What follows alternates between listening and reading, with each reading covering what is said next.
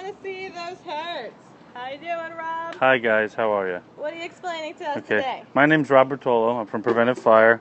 I'm going to explain to you why we sometimes condemn fire extinguishers. In this case, we're going to use this CO2 that was made by General in the middle of 1976. Usually they can continue to be hydroed over their lifetime as long as they pass the test. This one was hydroed, like 4 times since 1976, 6 times, which it passed. But at this point, General does not make parts for their fire extinguishers anymore, so we can't rebuild it. It's also failed its continuity test, which replacing this hose would be next to impossible. And also the bottom, as you can see, is starting to rust out really bad. So it gets to a point that we can't, recertify this or hydro it, being a DOT cylinder. Also, if you were to put this in some factory or generator room or something like that, this is a 15-pound, but it probably weighs close to 35.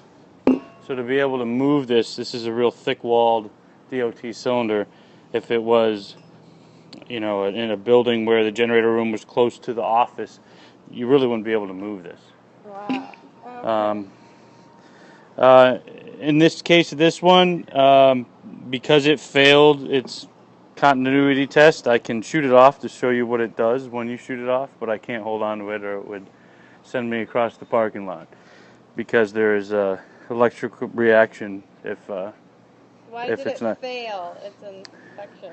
Well, it failed for a few reasons. It failed because of not really because of its age, but because of the inability to have parts for it, because it's made by a company that we can no longer get parts from, and the rust. I mean, the corrosion on the bottom, you really don't want to put something back in service that is rusted, especially a CO2 cylinder.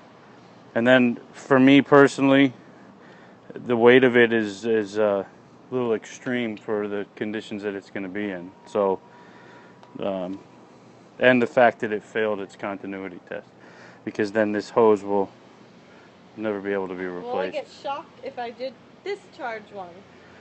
If it fails continuity test, yes. If it passes continuity, then no. Okay. So, any other questions? No, I think that's good so far. We don't have anybody asking any other questions. Okay. So I can shoot it off if you'd like, show you what it does. Someone says shoot it off. I want to see what it looks like. Okay, but I'm not holding it because if I do, it would shoot me across the parking lot. Or a good ways, actually. So everybody ready? Ready.